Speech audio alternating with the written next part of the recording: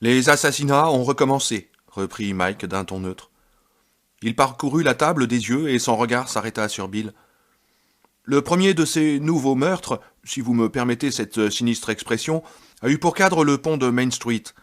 Il a commencé dessus et s'est achevé dessous. La victime était un homosexuel au caractère encore enfantin du nom d'Adrian Mellon. Il souffrait d'asthme aigu. La main d'Eddie vint effleurer son inhalateur. Ça s'est passé l'été dernier, le 21 juillet, la dernière nuit des fêtes du canal. Une sorte de manifestation qui me... Oui, un rituel à Derry, proposa Bill doucement. De ses longs doigts, il se massait les tempes, et il n'était pas difficile de deviner qu'il pensait à son frère George. George, qui avait lui aussi certainement été le premier, l'autre fois. Un rituel, oui, répondit calmement Mike. Il leur rapporta succinctement l'histoire d'Adrian Mellon, et vit sans plaisir les yeux s'agrandir. Il leur révéla ce qui avait été publié dans le Derry News, mais aussi ce qui ne l'avait pas été, et notamment le témoignage de Don Nagarty et de Christopher Irwin à propos d'un certain clown qui se serait trouvé sous le pont, comme le troll de la légende, un clown qui aurait été un Ronald McDonald, matiné de Bozo, d'après la description de Haggerty. « C'est lui, fit Ben écœuré d'une voix enrouée, ce salopard de Gripsou. »« Il y a autre chose, poursuivit Mike en regardant Bill. L'un des policiers, celui qui a sorti en personne Adrian Mellon du canal, s'appelle Harold Gardiner. »« Seigneur Jésus !» s'exclama Bill d'une voix chevrotante. « Bill ?» Beverly le regarda et posa une main sur son bras. Sa voix trahissait son inquiétude. « Qu'est-ce qui ne va pas, Bill ?» « Harold devait avoir environ 5 ans à l'époque, dit Bill, cherchant confirmation dans le regard de Mike. « En effet, dit-il. »« Mais de quoi s'agit-il, Bill ?» demanda Richie. « Harold Gardiner était le fils de Dave Gardiner. Dave vivait à l'époque dans notre rue en contrebas, quand George a été tué. C'est lui qui a trouvé mon frère le premier, et qui l'a ramené à la maison, enroulé dans une couverture. » Ils gardèrent le silence, et pendant un bref instant, Beverly se cacha les yeux de la main. « Ça ne colle que trop bien, non ?» dit finalement Mike. « En effet, dit Bill, ça colle parfaitement. »« Donc, comme je vous l'ai dit tout à l'heure, j'ai fait des fiches sur vous 6 depuis des années, reprit Mike. Mais ce n'est que récemment que j'ai compris pour quelle raison. En fait, je poursuivais un but concret. J'ai cependant attendu de voir la tournure qu'allaient prendre les choses. J'avais besoin d'une certitude absolue, comprenez-vous, avant de perturber vos existences. Pas à 90 ou 95%, mais à 100%. En décembre l'an dernier, on a retrouvé le corps d'un garçonnet de 8 ans dans Memorial Park, Stephen Johnson. Comme Adrian Mellon, il avait été sauvagement mutilé, avant ou après sa mort, mais il donnait l'impression d'avoir tout aussi bien pu mourir d'épouvante. « Agression sexuelle » demanda Eddie. « Non, rien que des mutilations. »« Et combien dans ce cas en tout ?» poursuivit Eddie, l'air de quelqu'un qui n'a pas réellement envie de connaître la réponse. « 9 jusqu'ici. »« Mais ce n'est pas possible !» s'écria Beverly. « On en aurait parlé dans les journaux, à la télévision.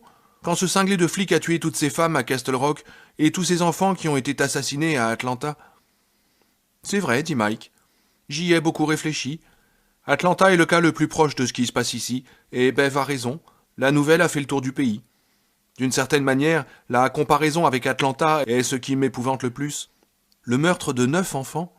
Nous devrions avoir tous les correspondants des chaînes de télé chez nous, des revendications de cinglés, des journalistes du Rolling Stone, et tout le cirque des médias, autrement dit. Mais ils ne sont pas venus, dit Bill. Non, répondit Mike. Oh, on trouve bien un papier dans le supplément du dimanche du Télégramme de Portland, un autre en cherchant bien dans le Globe de Boston. Un programme d'information régional d'une télé de Boston a consacré quelques minutes en février dernier au meurtre resté sans solution, et l'un des spécialistes a fait allusion au cas de Derry, simplement en passant. En tout cas, il s'est bien gardé de dire que des séries de crimes identiques s'y étaient déjà produites en 57-58 et en 1929-1930. On trouve évidemment des explications superficielles. Atlanta, New York, Chicago ou Détroit sont de grandes villes médiatisées, et du coup, la moindre chose qui s'y passe y connaît un retentissement proportionnel. Il n'y a ni radio ni télé à Derry. Dans ce domaine, c'est Bangor qui tient le haut du pavé. À l'exception du Derry News, remarqua Eddie, les faisant tous rire. Oui, sauf que nous savons tous que ce n'est qu'une feuille de chou. Mais enfin, le réseau de communication existe, et l'histoire aurait dû émerger sur le plan national à un moment ou à un autre. Or, rien de tel n'est arrivé. Et cela, à mon avis, pour une raison très simple. Ça ne veut pas. Ça, murmura Bill, presque pour lui-même. Oui, ça, répéta Mike. Si nous devons donner un nom à ça, autant l'appeler ça, voyez-vous. J'ai commencé à me dire que ça est ici depuis longtemps, quelle que soit la réalité de ça. Que ça fait maintenant partie de Derry, un peu comme le château d'eau, le canal ou Bassett Park. Sauf que ce n'est pas une question de géographie extérieure, comprenez-vous. Peut-être en a-t-il été ainsi à une époque, mais aujourd'hui ça est dedans. D'une manière ou d'une autre, à l'intérieur. C'est la seule façon que j'ai trouvée pour comprendre les choses affreuses qui se sont déroulées ici. Celles qui paraissent à peu près explicables, comme celles qui ne le sont absolument pas. Il s'est produit un incendie dans une boîte de nuit pour noirs, le Black Spot, en 1930. Une année auparavant, un gang de hors-la-loi issu de la crise avait été massacré sur Canal Street en plein milieu de l'après-midi. Le gang Bradley, intervint Bill. C'est le FBI qui les a eus, non?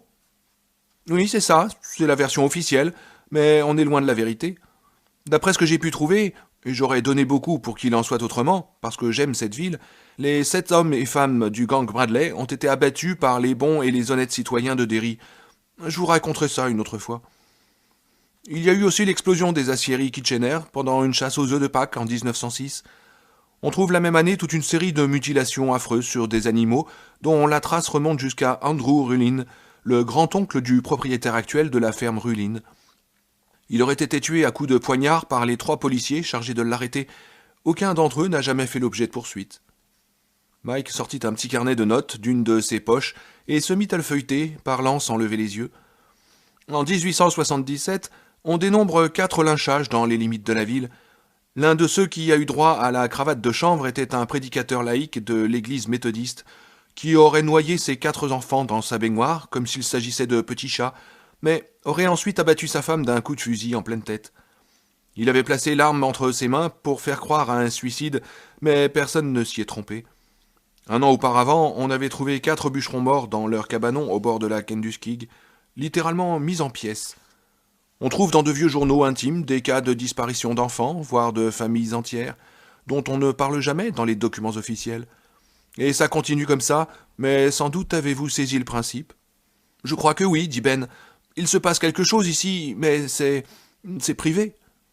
Mike referma son carnet, le remit dans sa poche et les regarda, l'air sérieux. Si j'étais assureur et non pas bibliothécaire, je vous dessinerais peut-être un graphique.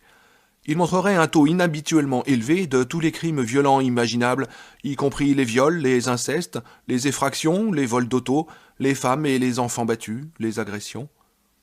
Il existe au Texas une ville de taille moyenne où le taux de criminalité est très en dessous de ce à quoi on pourrait s'attendre pour une ville de ce type, où plusieurs races cohabitent. On a attribué l'exceptionnelle placidité de ses habitants à la qualité de l'eau. Une sorte de tranquillisant naturel s'y trouverait. C'est exactement le contraire ici. En année ordinaire, Derry est déjà une ville violente, mais tous les 27 ans, même si le cycle est en réalité un peu approximatif, cette violence atteint des sommets de fureur, sans qu'il y ait jamais eu un retentissement national. Comme si une sorte de cancer était à l'œuvre ici? Demanda Beverly. Non, pas du tout. Quand il n'est pas traité, un cancer tue invariablement.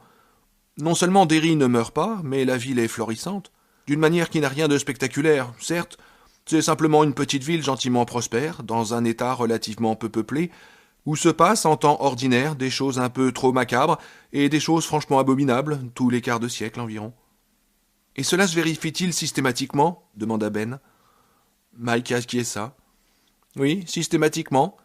1715-1716, puis 1740 jusqu'aux environs de 1743, sans doute une période particulièrement dure, puis 1769-1770, et ainsi de suite, jusqu'à nos jours sans interruption. J'ai l'impression, en outre, que c'est allé en empirant, peut-être simplement parce que Derry était davantage peuplé à chaque cycle, mais on ne peut exclure d'autres raisons. En 1958, le cycle semble s'être interrompu prématurément, ce dont nous sommes responsables. Bill Denbrough se pencha en avant, les yeux soudain brillants. « Es-tu sûr de cela? Vraiment sûr ?»« Oh oui, répondit Mike. Tous les autres cycles ont culminé au mois de septembre, se terminant en apothéose macabre. La vie retrouve en général son cours ordinaire vers la Noël, Pâques au plus tard. En d'autres termes, on trouve les mauvaises années de 14 à 20 mois, tous les 27 ans. Mais la mauvaise année, qui a débuté en octobre 1957 avec la mort de ton frère, s'est abruptement interrompue en août 1958. Mais pourquoi demanda vivement Eddie. Son souffle s'était raccourci. Bill se souvint du sifflement aigu que produisait sa respiration et comprit qu'il n'allait pas tarder à avoir recours au bon vieux décoince-poumons. Qu'avons-nous donc fait de spécial? La question resta suspendue en l'air. Mike parut l'examiner et finalement secoua la tête. Vous vous en souviendrez, dit-il. Le moment venu, vous vous en souviendrez. Et sinon demanda Ben. Alors, que Dieu nous vienne en aide. 9 gosses massacrés cette année, murmura Richie. Seigneur. Oui, Lisa Albrecht et Steven Johnson, fin 84, reprit Mike. Disparition en février d'un garçon, un adolescent du nom de Dennis Torrio. On a retrouvé son corps à la mi-mars dans les friches, mutilé, pas loin d'ici. Il sortit une photo de la poche où il avait rangé son carnet et lui fit faire le tour de la table. Beverly et Eddie la regardèrent, intrigués, mais Richie Tosier réagit violemment et la laissa tomber comme si elle le brûlait. « Seigneur Jésus, Mike !» Il leva les yeux, des yeux agrandis, terrifiés. Puis il poussa la photo vers Bill. Bill la regarda et eut l'impression que le monde devenait tout gris et onduleux autour de lui. Il eut un instant la certitude qu'il allait s'évanouir. Il entendit un grognement et comprit qu'il en était l'auteur. Il laissa tomber la photo.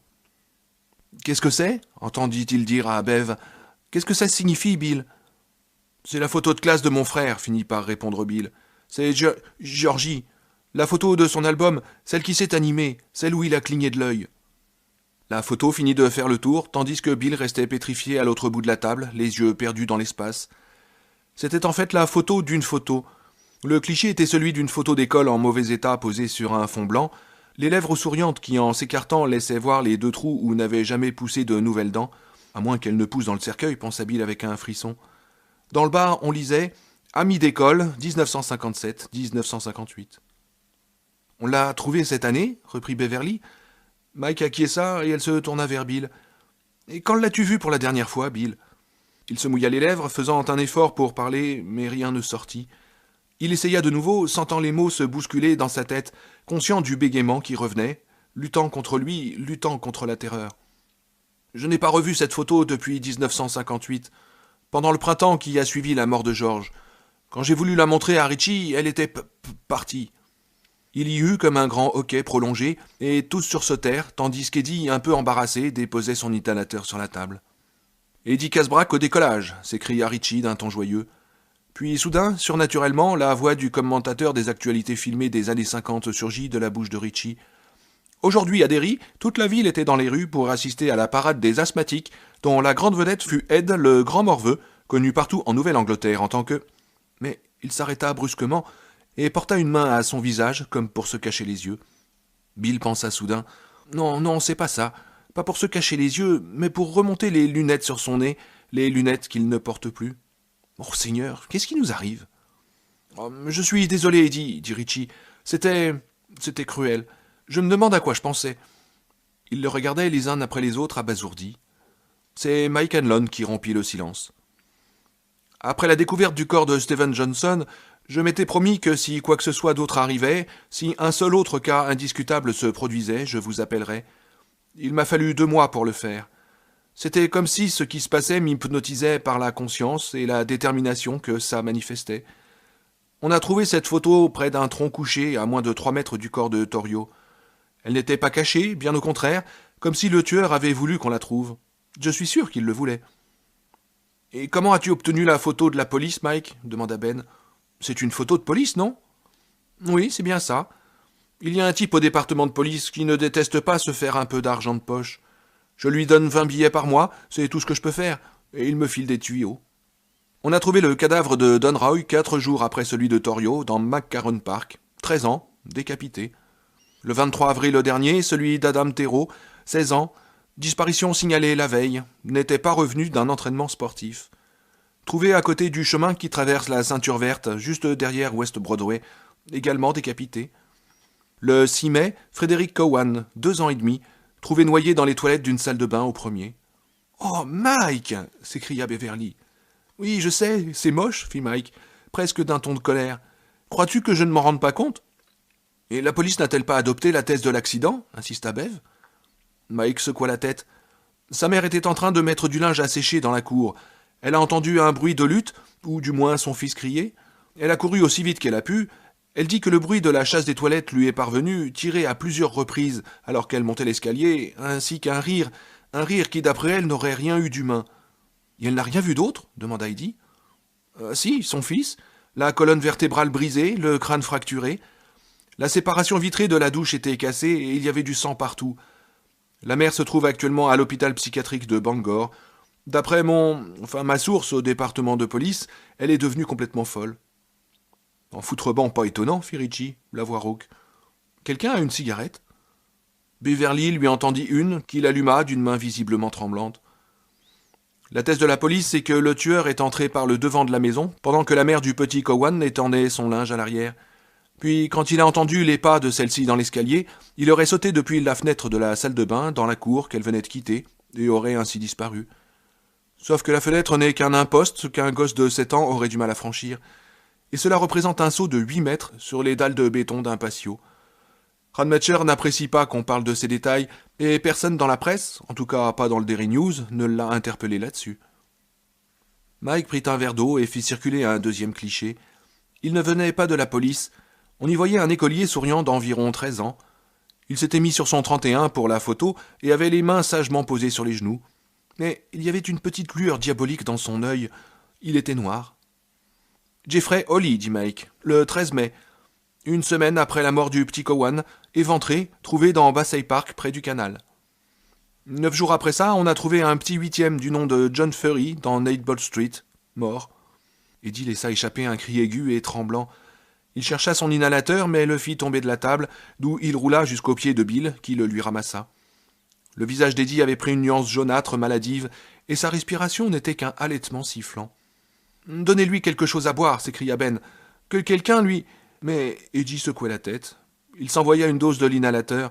Sa poitrine se souleva sous la violence de l'aspiration. Il déclencha une deuxième dose et se laissa aller sur son siège, les yeux à demi fermés, haletant. « Ça va aller, dit-il d'une voix entrecoupée. « Donnez-moi une minute, et je suis à vous. »« Tu es sûr, Eddie » demanda Beverly. « Peut-être devrais-tu t'allonger Non, non, ça va aller très bien, répéta-t-il sèchement. C'était juste... le choc. J'avais complètement oublié Nightbolt Street. Personne ne répondit. C'était inutile. Bill pensa... On croit qu'on a atteint le summum de l'horreur et Mike nous sort un autre nom, comme dans un tour de magie noire plein de malveillance, et on se retrouve de nouveau sur le cul.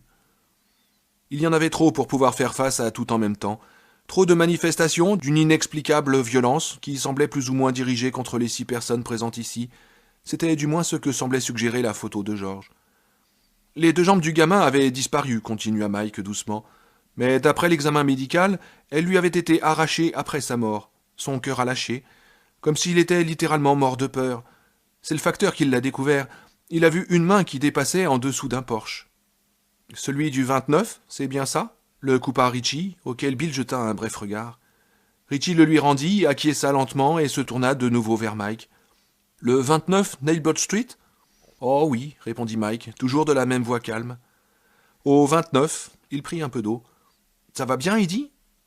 Eddie acquiesça, sa respiration était plus libre. Radmacher a procédé à une arrestation le lendemain de la découverte du corps du petit Furry, reprit Mike. Il y avait un éditorial à la une du Daily News ce jour-là qui demandait sa démission.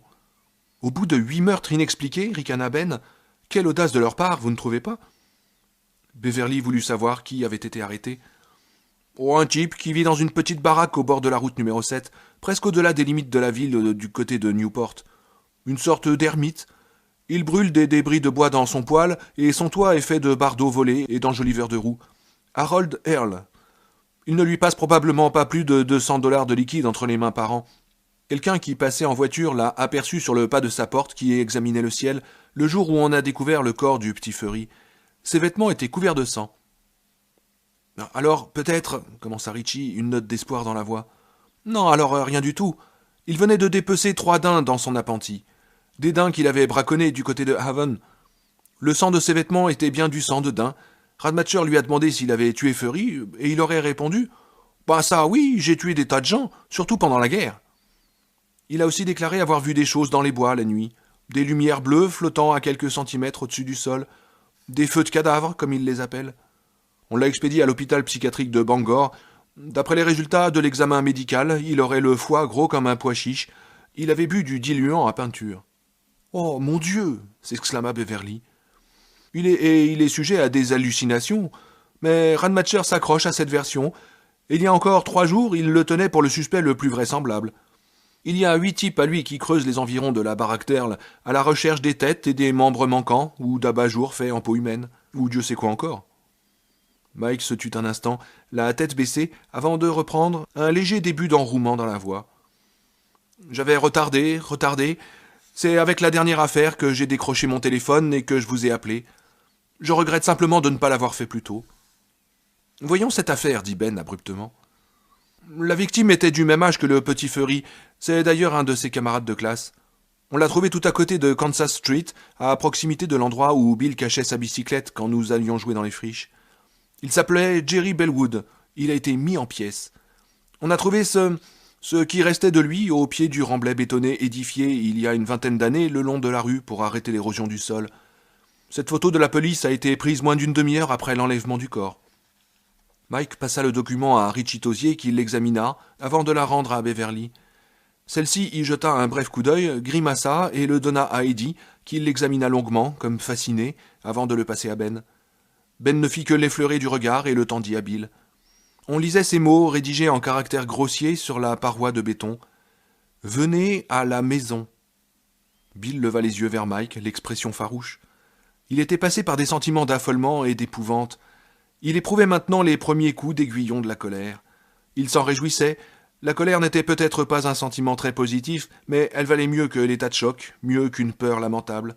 « Était-ce écrit avec l'encre à laquelle je pense » demanda-t-il. « Oui, répondit Mike, avec le sang de Jerry Bellwood. » Mike reprit ses clichés. Il avait pensé que Bill lui demanderait la dernière photo de classe de George, mais il n'en fut rien. Il les remit donc dans sa poche, et tout le monde, Mike y compris, éprouva un sentiment de soulagement quand elles furent hors de vue. « 9 enfants, dit doucement Beverly. Je n'arrive pas à y croire. Je veux dire, enfin je sais que c'est vrai, mais quelque chose en moi n'arrive pas à l'admettre. 9 mômes et rien du tout. Non, ce n'est pas du tout comme ça, corrigea Mike. Les gens sont en colère, les gens ont peur, du moins en apparence. Il est vraiment impossible de distinguer ceux qui sont sincères de ceux qui simulent. Qui simulent ? Bah oui, est-ce que tu te souviens, Beverly, quand nous étions gamins, de cet homme qui s'était contenté de replier son journal et de rentrer chez lui alors que tu l'appelais au secours ? Quelque chose passa dans son regard, et elle eut pendant un instant une expression de compréhension et de terreur, puis elle parut seulement intriguée. Non ? Quand était-ce ? Bon, peu importe, ça te reviendra le moment voulu. Ce que je voulais seulement dire est que les choses ont l'air de se passer normalement à Derry. Confrontés à cette affreuse série de meurtres, les gens font tout ce qu'on s'attend à les voir faire, exactement comme en 1958, au moment des assassinats et des disparitions d'enfants. Le comité pour la sauvegarde de nos enfants s'est reconstitué. Seul le lieu de réunion a changé. La police d'État nous a envoyé un renfort de 16 détectives, sans parler d'un contingent du FBI, et le couvre-feu a été rétabli. « Ah oui, le couvre-feu » intervint Ben en se frottant le cou lentement et délibérément. « Il a fait des merveilles en 58, je m'en souviens très bien. » J'oubliais l'association des mères accompagnatrices qui vérifie que tous les enfants qui vont à l'école, de la maternelle à la 4e, sont bien escortés jusqu'à chez eux. Le Derry News a reçu plus de 2000 lettres, rien qu'au cours de ces 3 dernières semaines, exigeant une solution rapide. Et bien entendu, l'émigration a repris. Il y a des fois où je me dis que c'est le seul critère authentique pour distinguer ceux qui sont vraiment sincères dans leurs désirs, qu'ils soient mis un terme à ces horreurs. Ceux-là ont réellement peur et préfèrent s'en aller. « Et il y a vraiment des gens qui partent ?» demanda Richie. « Oui, chaque fois que le cycle reprend. Il est impossible de dire exactement combien, car il ne s'est jamais déclenché exactement la même année qu'un recensement, depuis 1850. Mais ils s'en vont en quantité non négligeable, comme des gosses qui s'aperçoivent qu'en fin de compte, la maison est vraiment hantée. « Venez à la maison, dit doucement Beverly. Quand elle releva les yeux, ce fut vers Bill qu'elle regarda et non vers Mike. Ça voulait que nous revenions ? Mais pourquoi ? Ça peut vouloir que nous revenions tous, dit Mike un peu énigmatiquement. C'est possible. Ça peut vouloir se venger. Après tout, nous l'avons forcé à battre en retraite une fois. Se venger, ou peut-être simplement remettre les choses en ordre, dit Bill. Mike acquiesça. Il y a aussi un certain désordre dans vos existences, voyez-vous. Aucun de vous n'est parti indemne de Derry. Ça vous a laissé une marque. Vous avez tous oublié ce qui s'est passé ici, et les souvenirs que vous conservez de cet été sont fragmentaires. Et il y a ce fait étonnant que vous êtes tous riches. Allons, voyons, s'exclama Richie. C'est à peine si. Doucement, doucement, fit Mike, une main levée en esquissant un sourire. Je ne vous accuse pas de quoi que ce soit, j'essaye simplement de mettre les faits sur la table. Par rapport au bibliothécaire d'une petite ville qui ne se fait même pas 11 gros billets par an après impôt, vous êtes riche, d'accord? Mal à l'aise, Richie haussa les épaules dans son costume à $900. Ben était profondément absorbé dans le découpage en fines lamelles de sa serviette de papier. À part Bill, personne ne regardait Mike dans les yeux. D'accord aussi, personne ici ne se trouve dans la catégorie des Rockefeller, reprit Mike, mais vous êtes tous très à l'aise, même selon les normes de la classe dite moyenne supérieure américaine. Nous sommes entre amis ici, alors pas de manière. Si l'un de vous a déclaré moins de 90 000 $ de revenus aux impôts en 1984, qu'il ou qu'elle lève la main. Ils se regardèrent les uns les autres, presque furtivement, gênés, comme le sont toujours les Américains quand leur propre succès s'étale. Comme si l'argent était des œufs durs et l'aisance les inévitables paix dues à une surconsommation. Bill sentait le rouge lui monter aux joues, ainsi que son incapacité à le contrôler. Il avait reçu 10 000 $ de plus que la somme mentionnée par Mike, rien que pour produire la première ébauche de son dernier scénario. Et on lui en avait promis 20 000 de plus pour chaque nouvelle mouture qu'il faudrait éventuellement faire. Sans parler des pourcentages, ni des confortables avances sur droit d'auteur prévues par le dernier contrat pour 2 ouvrages qu'il venait de signer. Combien avait-il déclaré en 84 ? Dans les 800 000 $, non ? Largement de quoi, de toute façon, paraître monstrueux en comparaison des 11 000 $ de salaire de Mike Hanlon. C'est donc le salaire que tu reçois pour monter la garde au phare, Mike ? N'y avait-il pas moyen de demander une augmentation, pensa Bill. Mike reprit. Bill Denbrough, écrivain à succès dans une société où l'on ne trouve que peu de romanciers et où une seule minorité d'entre eux ont la chance de vivre de leur plume. Beverly Rogan, qui fait dans le chiffon un secteur où il y a beaucoup d'appelés et peu d'élus. Elle est en fait la créatrice la plus recherchée dans un bon tiers du pays à l'heure actuelle. Oh, ce n'est pas moi, protesta Beverly. Elle eut un petit rire nerveux et alluma une nouvelle cigarette au mégot de la précédente. C'est Tom. Sans lui, j'en serais encore à retoucher les robes et à coudre des ourlets. Je n'ai aucun sens des affaires, même Tom le dit. C'est juste Tom, et de la chance, voyez-vous. Elle tira une seule bouffée sur sa cigarette, puis l'écrasa. Mais t'as vu que la dame proteste 3 fois, dit Richie malicieusement. Elle se tourna vivement sur son siège et lui jeta un regard courroucé, le visage empourpré. Qu'est-ce que tu veux dire exactement, Richie Tosier ? Oh, ne me battez pas, Miss Scarlett, gémit Richie de sa voix négrillon du sud, aiguë et tremblotante. À cet instant-là, Bill revit, avec une limpidité surnaturelle, le garçon qu'il avait connu. Non pas une ombre en surimpression floue sur l'image nette de l'adulte qu'il était devenu, mais une créature ayant presque plus de réalité que l'homme qu'il avait sous les yeux. « Ne me battez pas, je vais vous apporter une autre cocktail de fruits, Mrs. Scarlett, pour boire sous le poste là où il fait un peu plus fouet. Fouettez pas le pauvre garçon. »« Oh, tu es impossible, Richie, dit froidement Beverly. Quand te décideras-tu à grandir ?» Richie la regarda, son visage souriant, prenant une expression d'incertitude. « Avant de revenir ici, je croyais que c'était fait. » « Rich, lui, reprit Mike, est peut-être le disque jockey le plus populaire des États-Unis. Tu tiens Los Angeles dans le creux de ta main, sans aucun doute. Le tout couronné par 2 programmes, dont l'un est le top 40 le plus suivi de la côte ouest, et l'autre quelque chose qui s'appelle, je crois, les cinglés des années 40. « Gaffe, gaffe, mec !» le coupa Richie de sa voix de voyou, ce qui ne l'empêchait pas de rougir. « M'en vais te mettre la tête à la place du cul, moi. Je vais... » Eddie, continua Mike en ignorant Richie, possède une florissante entreprise de véhicules de grande remise dans une ville où on doit zigzaguer entre des limousines grandes comme des péniches quand on traverse la rue. 2 entreprises de grande remise font faillite par semaine dans la Grande Pomme, mais Eddie, lui, s'en sort admirablement. Quant à Ben, c'est probablement le jeune architecte le plus prometteur de la planète. Ben ouvrit la bouche, probablement pour protester, puis la referma brusquement. Mike leur sourit et étendit les mains. « Je ne veux mettre personne dans l'embarras, mais il faut jouer carte sur table. Certes, on trouve des gens qui réussissent jeunes, des gens qui réussissent dans des domaines hautement spécialisés. S'il n'y en avait pas, personne ne voudrait tenter sa chance. S'il s'agissait d'un ou deux d'entre vous seulement, on pourrait parler de coïncidence. Mais il s'agit de vous tous, y compris Stan Uris, l'expert comptable dont l'étoile ne cessait de monter à Atlanta, c'est-à-dire dans tout le sud. J'en conclus que votre réussite trouve son origine dans ce qui s'est passé il y a 27 ans ici. Si vous aviez tous absorbé de l'amiante à cette époque, et si vous vous retrouviez tous aujourd'hui avec un cancer du poumon, la corrélation ne serait pas plus claire et plus probante. L'un de vous conteste-t-il cette analyse ? Il regarda autour de lui, personne ne lui répondit.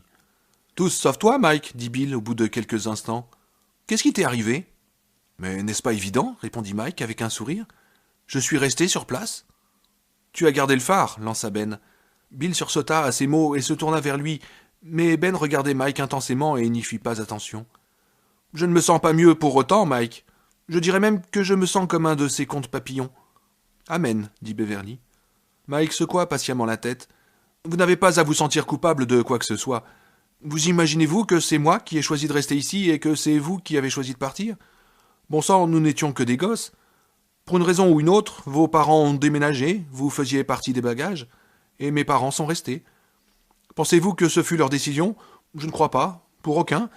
Qui est-ce qui a décidé de ceux qui partiraient et de ceux qui resteraient? Le hasard? Le destin? Ça ou autre chose? Je l'ignore, mais en tout cas, sûrement pas nous. Alors, arrêtez. Et ne ressentis pas un peu d'amertume? Lui demanda timidement Eddie. Oh non, j'étais trop occupé pour ça. J'ai passé beaucoup de temps à veiller et à attendre. Je veillais et j'attendais, même avant de m'en rendre compte, je crois. Mais depuis 5 ans environ, je suis en alerte rouge, pourrait-on dire. Depuis le début de l'année, je rédige un journal. Et quand on écrit, on pense plus intensément, ou peut-être avec plus de précision, simplement. Une des choses qui ont occupé mes réflexions, écrites ou non, a été la nature de ça. Je crois à ça capable de nous manipuler et de laisser sa marque sur les gens du fait de ce qu'il est. Comme on sent encore la moufette quand elle nous a pissé dessus, même après un bon bain. Mike défit lentement les boutons de sa chemise et l'ouvrit. Tous pouvaient voir les cicatrices roses laissées par des griffes sur la peau brune et lisse de sa poitrine entre les seins. Comme les griffes laissent des cicatrices, dit-il. Le loup-garou, s'exclama Richie d'une voix presque gémissante. Oh Seigneur, grand Bill, le loup-garou, quand nous sommes revenus à Nailbot Street. Quoi? Fit Bill. Qu'est-ce que tu dis? Ah, comment? Tu ne t'en souviens pas? Si, et toi aussi? Presque. L'air effrayé, Richie n'insista pas. Es-tu en train de dire que cette chose n'est pas mauvaise? Demanda soudain Eddie à Mike. Il avait l'air hypnotisé par les cicatrices. Qu'elle fait simplement partie de l'ordre de la nature? Il ne s'agit pas de comprendre un élément de l'ordre de la nature ou de lui trouver des excuses, répondit Mike en reboutonnant sa chemise. Je ne vois aucune raison d'agir sur une autre base que celle que nous comprenons. Que ça tue notamment des enfants, et que c'est mal. C'est Bill qui, le premier d'entre vous, l'a compris. Tu t'en souviens, Bill? Je me souviens que je voulais tuer ça, confirma Bill, qui se rendit compte que le pronom venait pour la première fois dans sa bouche de prendre le statut définitif de nom propre. Mais je n'avais pas une vision globale de la question, si vous voyez ce que je veux dire. Je voulais simplement tuer ça, parce que ça avait tué George. Et tu le veux toujours? Bill réfléchit intensément à la question. Il regarda ses mains posées à plat sur la table et évoqua l'image de George dans son ciré jaune, capuchon relevé, tenant à la main le bateau en papier journal paraffiné. Puis il leva les yeux sur Mike. Plus que jamais. Mike acquiesça, comme si c'était la réponse qu'il attendait. Ça a laissé sa marque sur nous. Ça nous a imposé sa volonté, exactement comme ça impose sa volonté sur toute cette ville. La semaine, comme les jours fériés, même au cours de ces longues périodes où ça dort, hiberne ou je ne sais quoi, entre ces périodes plus actives. Mike leva un doigt. Mais si la volonté a de l'effet sur nous, notre volonté a également de l'effet sur ça, à un moment donné. Nous avons arrêté ça avant que ça en ait fini, c'est une certitude. L'avons-nous affaibli, blessé? Je crois que oui. Je crois que nous avons été si près de tuer ça que nous sommes repartis en croyant l'avoir fait. Mais tu ne te souviens pas non plus de cette partie, n'est-ce pas? Demanda Ben. Non. Je me souviens avec une précision presque parfaite de tout ce qui est arrivé jusqu'au 15 août 1958. En revanche, c'est le blackout total pour la période qui suit, environ jusqu'au 4 septembre, la date de la rentrée des classes. Elle n'est pas floue ou vague, elle a été complètement effacée de ma mémoire, à une exception près. Il me semble me souvenir de Bill criant à propos de ce qu'il appelait les lumières mortes. Un violent tressaillement agita le bras de Bill, et il renversa une bouteille de bière vide qui alla rouler sur le sol. « Tu t'es coupé » demanda Beverly, esquissant le geste de se lever. « Non, répondit-il, la voix râpeuse et le ton sec. La chair de poule tirait la peau de ses 2 bras, et il lui semblait que son crâne venait de grossir. Il sentait les lumières mortes. Sa pression s'exerçait sur la peau tendue de son visage en élancements réguliers qui l'engourdissaient. « Non, je voulais ramasser la... Non, assieds-toi. » Il aurait voulu la regarder, mais était incapable de détacher ses yeux de Mike. « Te souviens-tu des lumières mortes » lui demanda doucement celui-ci. « Non, répondit Bill. Sa bouche lui donnait la même impression que lorsqu'un dentiste a abusé de la novocaïne. « Ça te reviendra » Oh, Dieu m'en préserve. Oh, ça te reviendra tout de même. Pas pour le moment, à moi non plus d'ailleurs. Mais. Et à vous? Tous, les uns après les autres, secouèrent la tête.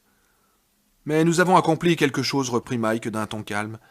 Nous nous sommes montrés capables à un moment donné d'exercer une sorte de volonté de groupe.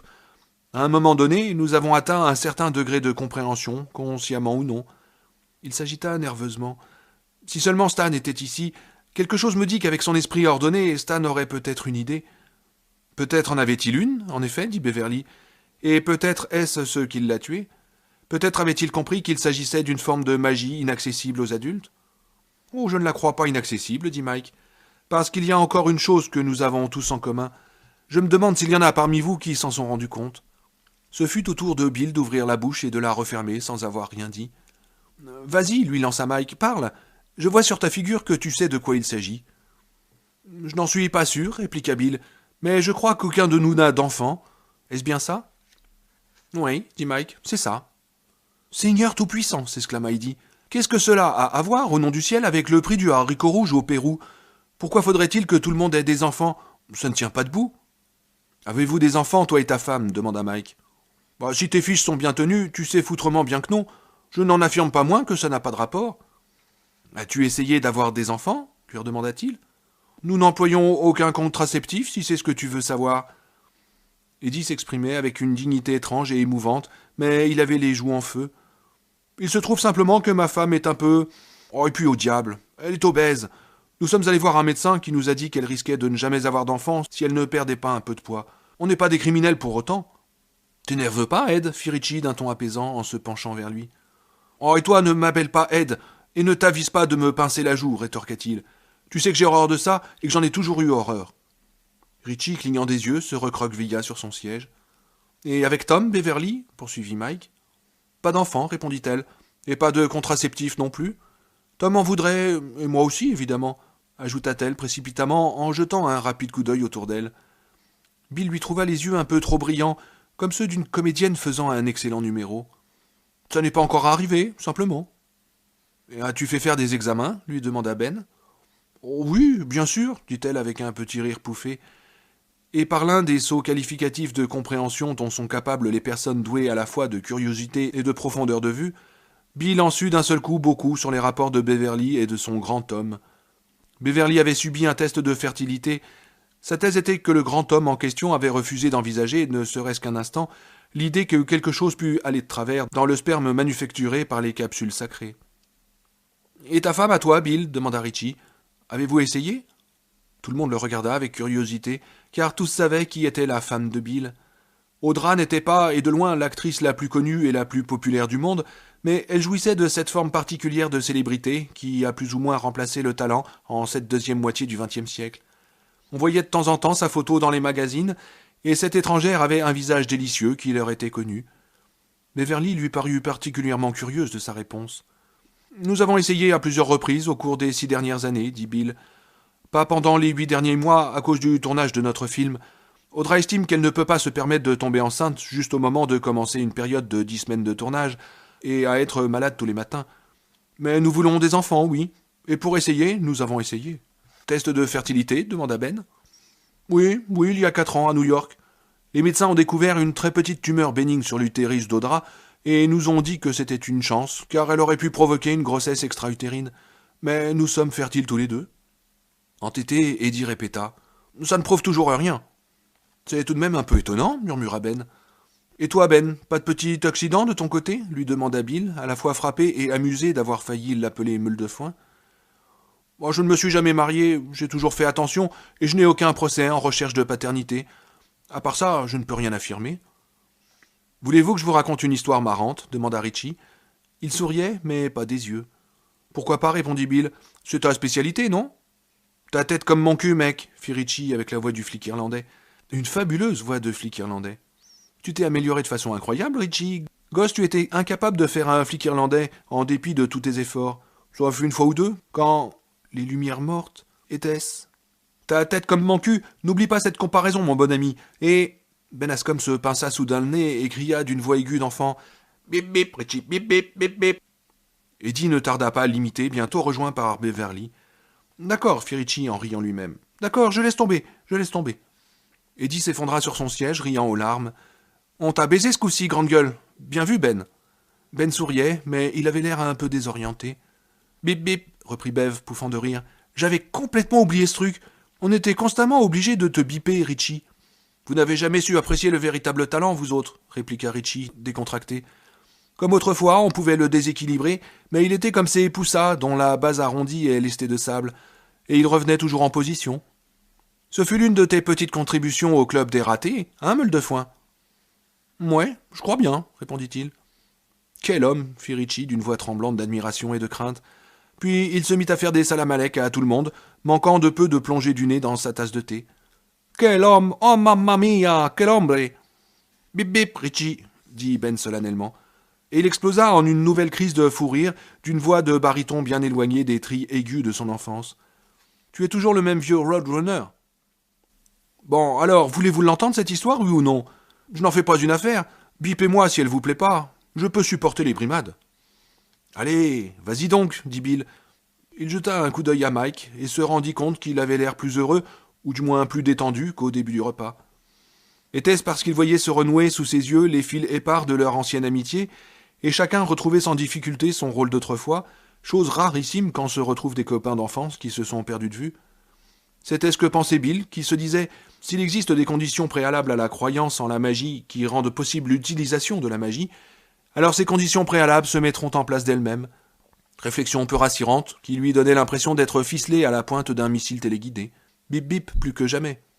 « Eh bien, disait Richie, je pourrais en faire une histoire longue et triste, ou une bande dessinée. Je vais tenter d'éviter ces deux extrêmes. J'étais installé depuis 1 an en Californie lorsque j'ai rencontré une fille. Cela marchait très fort entre nous. On a commencé à vivre ensemble. Elle prenait la pilule au début, mais elle la supportait très mal. Elle a envisagé de se faire poser un stérilet, mais ça ne m'enthousiasmait pas au vu des histoires que l'on disait sur leur défaillance dans les journaux. Les gosses, on en avait parlé, et nous n'en voulions pas, même si nous pensions un jour régulariser notre situation. Le gros baratin sur l'irresponsabilité qu'il y avait à faire des enfants dans un monde pareil, dangereux, surpeuplé.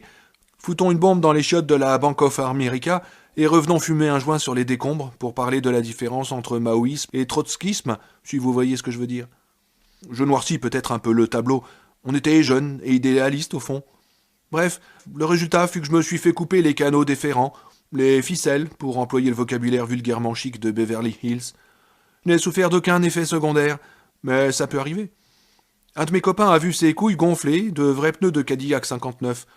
J'étais sur le point de lui offrir des bretelles et 2 tonneaux pour son anniversaire, mais elles se sont dégonflées entre-temps.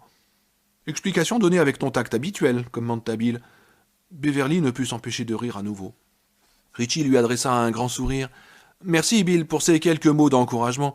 Tu utilises le terme « enculé » 206 fois dans ton dernier bouquin. J'ai compté. »« Oh, bip bip, grande gueule !» le coupa Bill, et tous éclatèrent de rire. Bill n'arrivait pas à croire qu'ils étaient en train de parler d'assassinat d'enfants moins de 10 minutes auparavant. « Dépêche-toi, Richie, intervint Ben. L'heure tourne. »« Donc, Sandy et moi avons vécu ensemble 2 ans et demi, reprit Richie. On a bien failli se marier. Étant donné la façon dont les choses ont tourné, on s'est épargné bien des emmerdements, soit dit en passant. Bref, elle a eu une proposition d'une société juridique de Washington à peu près au moment où j'en recevais une de Clad. Disque jockey pendant les week-ends, pas grand-chose, mais un pied dans la place. Elle m'a dit que c'était la chance de sa vie, qu'il fallait que je sois le phallocrate le plus insensible des États-Unis pour traîner ainsi les pieds, et que de toute façon, elle en avait ras-le-bol de la Californie. Je lui ai dit que pour moi aussi, c'était une chance. Ça a été la bagarre, nous nous sommes mutuellement virés, et Sandy est finalement partie. Environ 1 an après, je me suis mis à regretter la vasectomie, et j'ai décidé de tenter l'opération inverse, sans motif précis, et tout en sachant que les chances de succès étaient minces. « Tu avais de nouveau une relation sérieuse à ce moment-là » demanda Ben. « Non, et c'est ce qui est curieux, » répondit Richie en fronçant les sourcils. « Je me suis réveillé un beau matin avec cette idée qui me trottait dans la tête. »« Il fallait être ma boule, dit Eddie. Anesthésie générale, hein, et pas locale. Chirurgie et 1 semaine d'hosto. » Oui, les médecins m'ont expliqué tout ça, que l'opération ne serait pas une partie de plaisir, que le succès n'était pas garanti. Mais qu'auparavant, ils voulaient un échantillon de sperme. Les régénérations spontanées de canaux déférents, ça existe, paraît-il. On fait le nécessaire et 3 jours après, le toubib me rappelle. « Par quoi je commence, la bonne ou la mauvaise nouvelle ?»« Disons la bonne, lui ai-je répondu. L'opération n'est pas nécessaire. Pour la mauvaise, c'est que toutes les filles avec lesquelles vous avez couché depuis 2 ou 3 ans pourraient vous poursuivre en recherche de paternité sans problème. Sur quoi j'ai appelé Sandy à Washington. Rich, ça me fait plaisir de t'entendre. Et la voix de Richie était soudain devenue celle de Sandy, mais qu'aucun d'eux ne connaissait. Pas une imitation, mais plutôt une peinture auditive. Je viens de me marier. Ah, bah félicitations, tu aurais pu m'envoyer un faire-part. Je me serais chargé des petites cuillères. Ah, t'as pas changé, Rich. Toujours le mot pour rire. Eh oui, toujours le même. Au fait, Sandy, tu ne te serais pas par hasard retrouvée enceinte en quittant Los Angeles ou un truc comme ça? Ça, c'est un gag que je n'apprécierais pas, a-t-elle répondu. Et je me suis rendu compte qu'elle était sur le point de raccrocher. Je lui ai alors expliqué ce qui se passait. Elle s'est mise à rire, très fort cette fois, comme nous quand on était gosses et que nous nous racontions des conneries. Quand elle a commencé à se calmer, je lui ai demandé ce qu'il y avait de si drôle. Bah, c'est que pour une fois, la victime de la plaisanterie, c'est Monsieur 33 Tourtosier. Combien de bâtards as-tu conçu depuis mon départ, Rich? Je suppose que tu n'as pas encore connu les joies de la maternité, si je comprends bien, lui ai-je répondu. C'est pour juillet prochain seulement. D'autres questions? Et comment se fait-il que tu aies changé d'idée et ne trouves plus immoral de faire d'enfants? Eh bien, parce que je suis tombé sur un type qui n'était pas un salopard. Et elle a raccroché. Bill se mit à rire au point d'en avoir les larmes aux yeux. Ouais, dit Richie, je crois qu'elle s'est dépêchée de raccrocher pour être sûre d'avoir le dernier mot, mais je n'étais pas nécessaire. Je sais reconnaître quand j'ai été battu. J'ai été revoir mon toubib une semaine après pour lui demander des précisions sur les chances de voir se produire ce genre de régénération spontanée. Pour la période de 1980 à 1982, m'a-t-il dit, l'Association médicale américaine avait enregistré 23 cas. 6 étaient en fait des opérations ratées. 6 autres étaient bidons ou des faux, histoire de tirer un peu de fric des médecins. 11 cas authentiques en 3 ans, autrement dit. 11 sur combien demanda Beverly. 28 618, répondit calmement Richie. Personne ne dit mot. J'avais davantage de chances de gagner le gros lot au loto. Et de plus, toujours pas d'enfant, comme preuve définitive. Ça te fait pas à année, Ed? Avec toujours le même entêtement, Eddie répliqua. Ça ne prouve toujours pas. Non, admit Bill, ça ne prouve rien. Mais c'est troublant tout de même. La question est, qu'est-ce que nous faisons maintenant? Y as-tu pensé, Mike? Oui, bien entendu. Mais je ne pouvais rien décider avant que cette réunion ait eu lieu et que nous ayons parlé comme nous venons de le faire. Il m'était impossible de prévoir ce qui en sortirait. Il se tut pendant un long moment, les regardant tous pensivement. J'ai bien une petite idée, reprit-il finalement, mais avant de vous en faire part, je crois bon de décider si oui ou non nous avons quelque chose à faire ensemble ici. Voulons-nous tenter une deuxième fois ce que nous avons déjà tenté il y a 27 ans? Voulons-nous essayer de tuer ça? Ou bien partageons-nous la note en 6 et retournons-nous chacun à nos petites affaires? On dirait que si, commença Beverly, mais Mike, qui n'avait pas fini, secoua la tête. Il faut bien comprendre qu'il est impossible de dire quelles sont nos chances de réussir. Je sais qu'elles ne sont pas très bonnes et qu'elles auraient été meilleures, Stan présent. Sûrement pas idéal, mais meilleures. Stan disparu, le cercle que nous avions formé ce jour-là est rompu. J'ai bien peur que nous ne puissions pas tuer ça, ni même le chasser pour un bon moment avec un cercle rompu. Je crois que ça va nous tuer, les uns après les autres, et de manière extrêmement horrible. Enfin, nous avons bouclé un cercle complet d'une façon que je ne comprends toujours pas. Si nous décidons d'attaquer, je pense que nous devons essayer de former un cercle plus petit. J'ignore si c'est possible. Je crois qu'il est possible de se convaincre de l'avoir fait et de découvrir trop tard qu'il est trop tard. Mike les regarda à nouveau tour à tour, une expression de fatigue sur son visage brun, les yeux enfoncés dans les orbites. C'est pourquoi j'estime que nous devons voter. Ou nous restons et nous essayons, ou nous rentrons chez nous. Tel est le choix. Je vous ai fait revenir ici par la force d'une promesse ancienne. Je n'étais même pas sûr que vous vous en souviendriez. Mais je ne peux pas vous faire rester ici sur la force de cette promesse. Le résultat serait encore pire. Il regarda Bill, et Bill sut alors ce qui se préparait. Ça lui répugnait. Il était impuissant à l'arrêter, puis, avec le même sentiment de soulagement que, à son avis, devait ressentir un candidat au suicide, quand il lâche le volant de sa voiture lancée à pleine vitesse pour se cacher les yeux, il l'accepta. Mike les avait réunis, Mike avait posé le problème en termes clairs, il abandonnait maintenant la direction des opérations. Elle devait revenir à la personne qui la détenait en 1958. « Qu'est-ce que tu en dis, Bill? À toi de poser la question. »« Avant cela, dit Bill, je veux être sûr que tout le monde a bien compris la question. Tu voulais dire quelque chose, Beverly ?» Elle secoua la tête. « Bon, très bien. Je suppose que cette question peut se résumer ainsi. Restons-nous pour nous battre, Ou bien oublions-nous toute l'affaire? Ceux qui sont pour rester ?» Autour de la table, personne ne bougea pendant peut-être 5 secondes, ce qui fit penser à Bill à ces ventes aux enchères où un objet atteint soudain un prix stratosphérique et où ceux qui ne veulent plus surenchérir se transforment en statue. On a peur de se gratter le nez tant on redoute que le commissaire-priseur ne se trompe sur notre geste. Bill pensa à Georgie qui ne voulait de mal à personne, qui avait simplement eu envie de sortir jouer dans la rue après être resté enfermé toute la semaine. Georgie avec ses joues bien rouges, son bateau en papier journal d'une main, enfonçant les boutons pression de son ciré jaune de l'autre. Georgie le remerciant, puis se penchant sur lui pour déposer un baiser sur sa joue enfiévrée. « Merci Bill, c'est un bateau super !» Il sentit l'ancienne colère remonter en lui, mais il était maintenant plus âgé, et sa perspective s'était élargie. Il ne s'agissait plus seulement de Georgie. Une atroce ronde de noms tourbillonnait dans sa tête. Betty Ripson, trouvée gelée sur le sol, Cheryl Lamonica, repêchée dans la Kentuskig, Matthew Clément, arraché à son tricycle, Véronica Grogan, retrouvée à 9 ans dans un égout, Steven Johnson, Lisa Albrecht et tous les autres, sans compter les disparus dont on était sans nouvelles. Il leva la main lentement et dit « Tuons ça. Cette fois-ci, tuons ça pour de bon. » Pendant quelques instants, sa main fut la seule levée, comme celle de l'unique élève à avoir compris la question en classe, l'élève que tous les autres détestent. Puis Richie poussa un soupir, leva la main et dit « Qu'est-ce que j'en ai à foutre?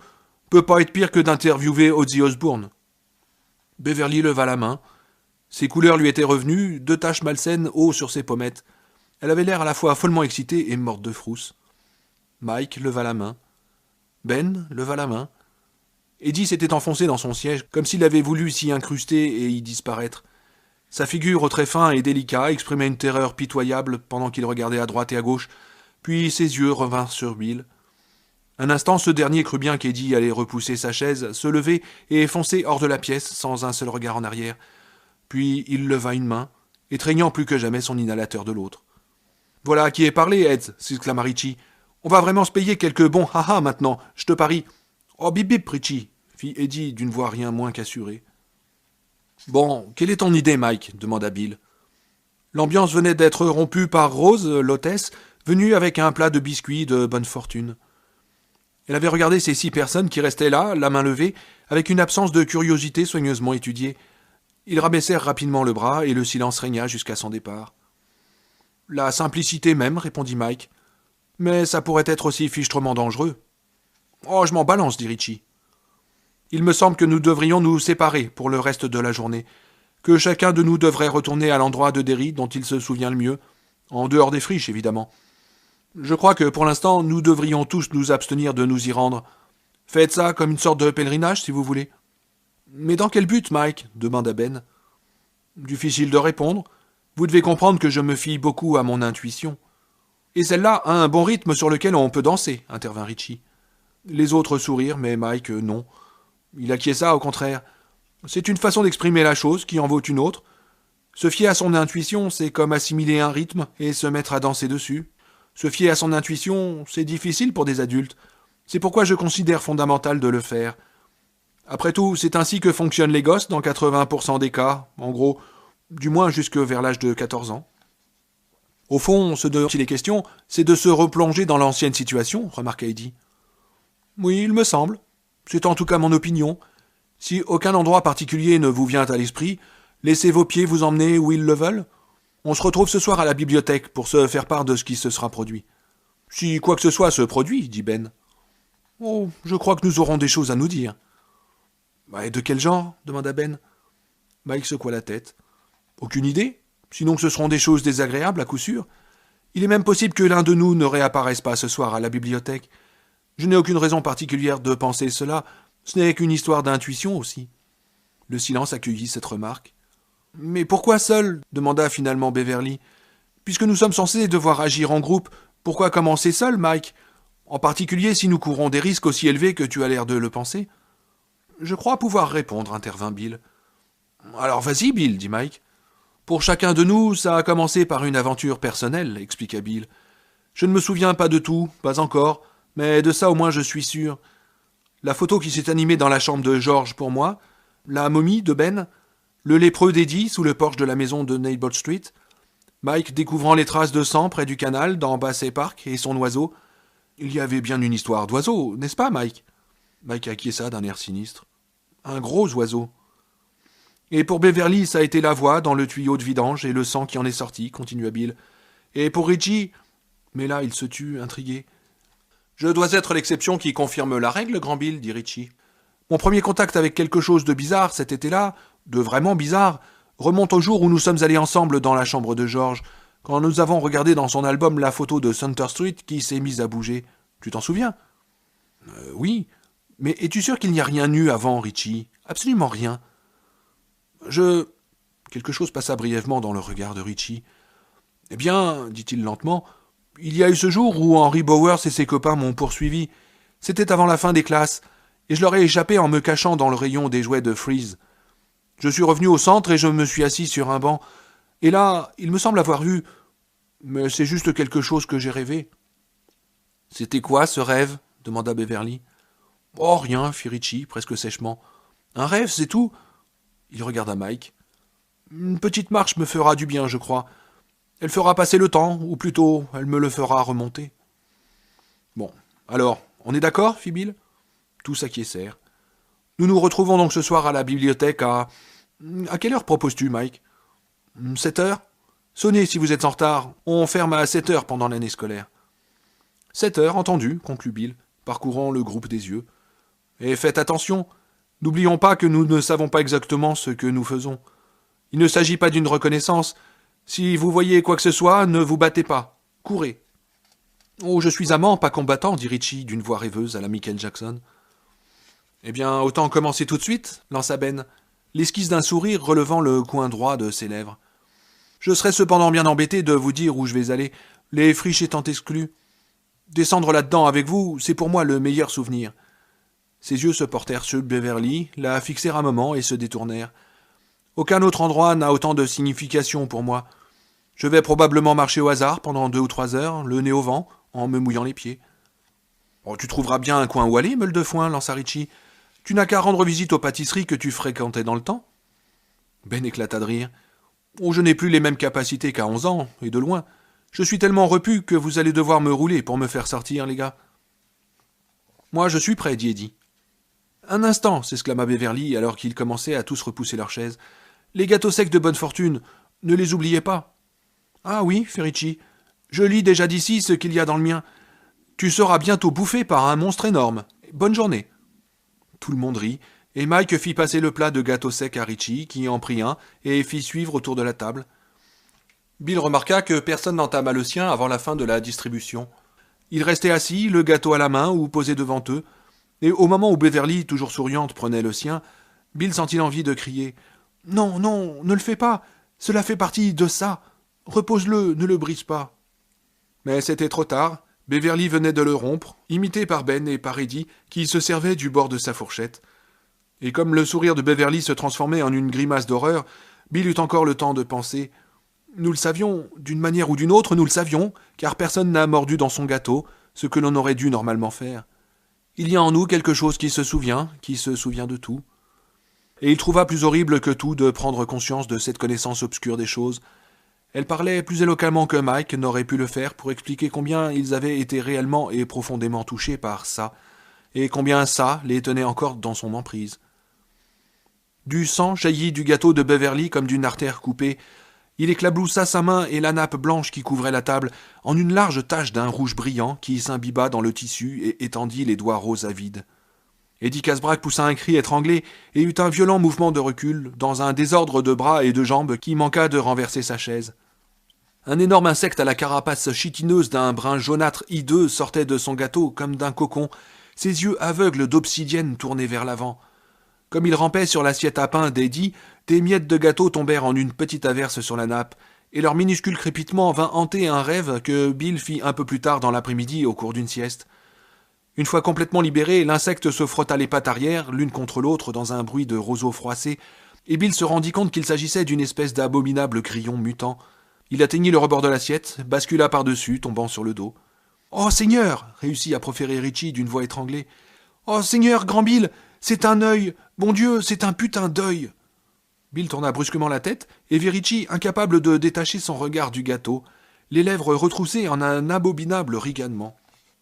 Un morceau de la pâtisserie venait de se détacher et laissait voir un trou où un œil humain le fixait avec une intensité glacée.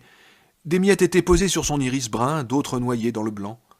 Ben Hanscom rejeta le sien, non pas d'un geste calculé, mais d'un mouvement en réflexe, celui d'une personne victime d'une horrible surprise.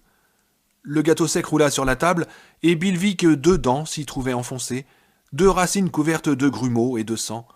Elles s'entrechoquaient comme des graines dans une coloquinte creuse. Il reporta son regard sur Beverly et s'aperçut qu'elle était sur le point de se mettre à hurler. Elle ne quittait pas des yeux la chose qui venait de sortir du gâteau d'Eddie, la chose qui gigotait maintenant mollement sur le dos. Bill agit, sans réfléchir, par pure réaction, par intuition, eut-il absurdement le temps de se dire, tandis que, bondissant de son siège, il posa sèchement la main sur la bouche de Beverly, juste avant qu'elle ne pousse un cri. Me voici donc en train d'agir par intuition. J'espère que Mike est fier de moi. Ce n'est qu'un son étouffé qui sortit de la bouche de Beverly. Eddie émettait des sons sifflants dont Bill se souvenait si bien. Pas de problème, là. Un bon coup de décoince-poumon et l'affaire serait réglée. Réglée comme du papier à musique. Et Bill se demanda, ce n'était pas la première fois, comment des idées aussi aberrantes peuvent nous venir à l'esprit en de tels moments. Il regarda précipitamment les autres, et ce qui lui sortit de la bouche remontait de très loin, d'un ancien été, et sonnait à la fois archaïque et incroyablement juste. « Bouclez-la, tous! Vous entendez? Bouclez-la !» Richie se passa la main sur les lèvres. Le teint de Mike était maintenant d'un gris douteux, mais il hocha la tête vers Bill. Tous s'éloignèrent de la table. Bill n'avait pas ouvert son propre gâteau de bonne fortune, mais il le voyait se contracter et se dilater sur les côtés, lentement, se dilater, se contracter, sous la pression de la surprise qui lui était destinée. « fit encore Beverly contre la paume de Bill qu'elle chatouillait de son haleine. « Boucle-la, Bev, dit-il en retirant sa main. Ses yeux agrandis lui dévoraient le visage, un tic faisait tressaillir sa bouche. « Bill, est-ce que tu as vu ?» Son regard ne quitta qu'un instant la bestiole, apparemment en train de mourir. Ses yeux rugueux semblaient lui rendre son regard, et Bev commença à gémir. « Arrête ça, Bev, fit Bill d'un ton sévère. Revenons à la table. Je ne peux pas, Billy, je ne peux pas approcher cette chose. Mais si, tu le peux, il le faut. Il venait d'entendre un bruit de pas rapide et léger approchant dans le petit couloir, de l'autre côté du rideau de perles. Il jeta un regard circulaire. Revenez tous à table, prenez un air naturel et parlez. Beverly le regarda, les yeux suppliants, mais Bill secoua la tête. Il s'assit, avança sa chaise contre la table, s'efforçant de ne pas s'intéresser au gâteau sec dans son assiette. Il gonflait comme un immonde furoncle se remplissant de pus, non sans continuer à se dilater et se contracter. Dire que j'ai failli mordre là-dedans, pensait-il confusément. Eddie déclencha son inhalateur pour la 2e fois, et le mélange émit un long gémissement délicat en descendant dans ses poumons. « D'après toi, qui va finalement remporter le trophée ?» demanda Bill à Mike, un sourire dément sur le visage. Rose franchit le rideau de perles, à cet instant-là, abordant une expression légèrement interrogative. Du coin de l'œil, Bill vit que Bev s'était de nouveau mise à table. « Tu es une bonne fille, pensa-t-il. »« À mon avis, les Chicago Bears conservent toutes leurs chances, répondit Mike. « Tout va bien ?» demanda Rose. « Ah, à la perfection, dit Bill, montrant Eddie de la main. Notre ami a simplement eu une crise d'asthme, mais il a pris son médicament, et il va mieux maintenant. » Rose eut un regard inquiet pour Eddie. « Ça va mieux, siffla Eddie. Voulez-vous que je desserve ? » Dans 1 minute, répondit Mike, un grand sourire complètement artificiel sur le visage. Le repas vous a plu ? De nouveau, ses yeux parcouraient la table, une légère pointe de doute n'entamant pas un profond puits de sérénité. Elle ne voyait ni le grillon, ni l'œil, ni l'espèce de respiration du gâteau de Bill. Elle ne remarqua pas non plus la flaque de sang sur la nappe. Tout était excellent, intervint Beverly en lui adressant un sourire nettement plus naturel que ceux de Mike et de Bill. Rose parut rassurée et convaincue que si quelque chose était allé de travers, ce n'était pas une question ni de cuisine ni de service. Elle ne manque pas de cran, pensa Bill. Les prédictions des gâteaux étaient bonnes ? demanda Rose. Eh bien, je ne sais pas pour les autres, répondit Richie, mais pour ma part, je n'en ai jamais eu d'aussi bonne à l'œil. Bill entendit un minuscule bruit de craquement. Il regarda dans son assiette et vit une pâte s'agiter à l'aveuglette, frottant contre la porcelaine. Dire que j'ai failli mordre là-dedans, se répéta-t-il, sans se départir de son sourire. Oui, excellente, dit-il. Richie regardait l'assiette de Bill. Une énorme mouche noirâtre surgissait des débris fragiles du gâteau, bourdonnant faiblement. Un liquide jaunâtre épais s'écoula paresseusement entre les miettes et fit une flaque sur la porcelaine. Une odeur lourde et écœurante de plaies infectées s'en dégageait. « Eh bien, si je peux pas vous être utile pour le moment… »« Non, pas pour le moment, admit Ben. Un merveilleux repas, tout à fait inhabituel. »« Alors, je vous laisse, dit-elle. Elle s'inclina et disparut derrière le rideau de perles. Celle-ci ondulait et tintinabulait encore que tous déjà s'éloignaient de nouveau de la table. « Qu'est-ce que c'est » demanda Ben, la voix enrouée, avec un geste vers ceux qui s'agitaient dans l'assiette de Bill. « Une mouche, dit Bill. Une mouche mutante, que nous devons, je crois, à l'imagination d'un écrivain du nom de George Langlahan. Il a écrit une nouvelle intitulée La Mouche. On en a fait un film, pas terrible, mais l'histoire m'avait flanqué une frousse épouvantable. Ça recommence ses vieux tours de con. Très bien. Cette histoire de mouche me trotte par la tête depuis quelque temps, car j'ai envisagé d'écrire un roman sur le même thème. Excusez-moi, dit Beverly d'un ton distant, mais je crois que je vais vomir. Elle était partie avant qu'aucun des hommes n'eût le temps de se lever.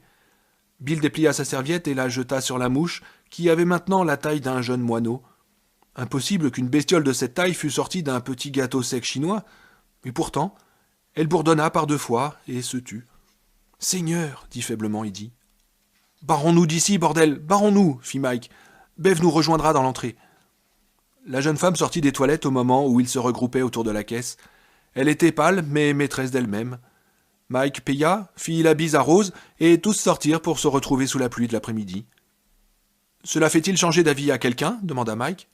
« Non, pas à moi, dit Ben. « À moi non plus, ajouta Edie. »« Quel avis » demanda Richie. Bill secoua la tête et regarda Beverly. « Je reste, dit-elle. Bill, que voulais-tu dire quand tu as parlé de ces vieux tours de con ?»« J'avais envie d'écrire une histoire d'insecte, répondit-il. Et du coup, ça m'a rappelé l'histoire de ce Langlahan. C'est ainsi que j'ai vu la mouche, tandis que pour toi, c'était du sang, Beverly. Mais, au fait, pourquoi du sang ? À cause de celui qui est sorti du trou d'évacuation, répondit aussitôt Beverly. Tu sais, l'évier de cette salle de bain dans notre vieille baraque quand j'avais 11 ans. Était-ce vraiment cela ? Elle ne le croyait pas, car ce qui lui était immédiatement venu à l'esprit, quand le sang chaud avait jailli entre ses doigts, c'était l'empreinte sanglante laissée par son pied quand elle avait marché sur le fragment de bouteille de parfum. Tom, et je me fais vraiment du souci pour toi, Bévy, et son père. Toi aussi tu as eu droit à un insecte, dit Bill à Edie. Pourquoi ? Oh, pas n'importe quel insecte, mais un grillon, répondit Edie. Un grillon ? Nous en avons plein le sous-sol. Une maison à 200 000 $ et impossible de se débarrasser des grillons. La nuit, ils nous rendent fous. 2 ou 3 jours avant l'appel de Mike, j'ai fait un cauchemar épouvantable. J'ai rêvé que je me réveillais et que le lit était rempli de grillons. Je voulais les tuer à coups d'inhalateur, mais à chaque fois que j'appuyais sur la détente, ils se mettaient à crépiter, et je me rendais compte qu'il en était plein lui aussi. C'est alors que je me suis réveillé. L'hôtesse n'a rien vu, dit Ben à Beverly. Tout comme tes parents n'ont jamais vu le sang qui avait éclaboussé partout. En effet, répondit-elle. Ils restaient tous debout dans la fine pluie de printemps, se regardant les uns les autres. Mike consulta sa montre. « Il y a un bus dans 20 minutes, dit-il. Sinon, je peux prendre 4 personnes dans ma voiture en se serrant un peu. Ou bien on peut appeler des taxis, comme vous voudrez. »« Oh, je crois que je vais partir d'ici à pied, dit Bill. Je ne sais pas où je vais aller, mais un peu d'air frais est ce qui me fait le plus envie pour le moment. »« Moi, je vais appeler un taxi, dit Ben. » Richie s'invita dans le taxi de Ben, et Beverly et Edie décidèrent d'attendre le bus. « 7 heures ce soir, leur rappela Mike, et soyez prudents, tous. » Ils promirent de l'être, mais Bill resta dubitatif sur la valeur d'une telle promesse quand on est confronté à des menaces aussi formidables qu'inconnues. Il voulut le leur dire, mais lut sur les visages qu'ils le savaient déjà. Il s'éloigna donc avec un geste d'adieu de la main. L'air humide était agréable au visage. Il y avait une bonne trotte jusqu'en ville, mais c'était parfait. Il voulait réfléchir à un certain nombre de choses. Il était soulagé que la réunion fût terminée et la décision prise.